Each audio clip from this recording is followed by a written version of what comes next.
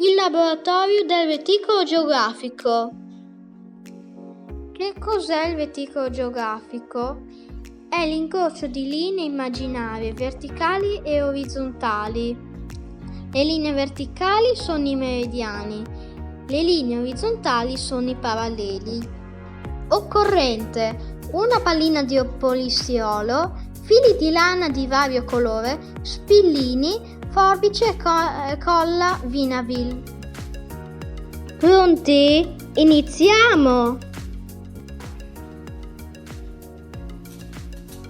E ci può anche bastare un pochino di colla vinilica universale. Ecco, completato la pallina, che questo filo nero sarebbe l'equatore. Vi dico, ma cos'è l'equatore? L'equatore è la linea immaginaria che divide la Terra in due emisferi: emisfero boreale a nord, emisfero australe a sud. Ora facciamo i paralleli. Ma cosa sono i paralleli?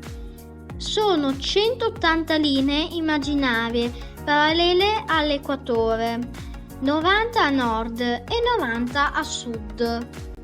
Ho messo da questa parte e anche da quell'altra, quindi a sud e a nord, il filo arancione. Ovviamente con anche le spillette.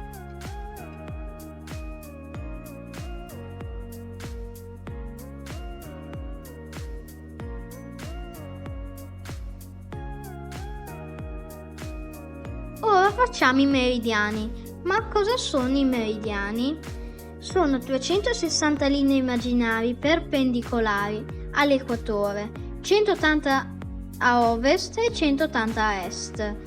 Il meridiano 0 è il meridiano di Greenwich, perché passa per l'osservatorio astronomico che si trova a Greenwich, quartiere di Londra, da cui prende il nome. Adesso fissiamo la corda lana nera con le puntine in verticale, il meridiano di Greenwich.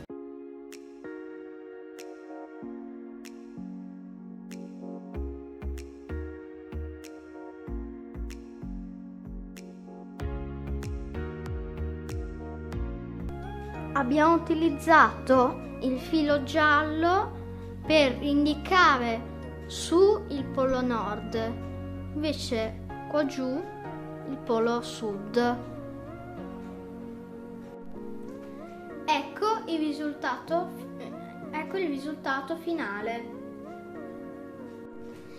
Iscrivetevi al canale, attivate la campanella per ricevere un po' di notifiche, commentate, mettete un bel like, condividete e ci vediamo al prossimo video. Seguici!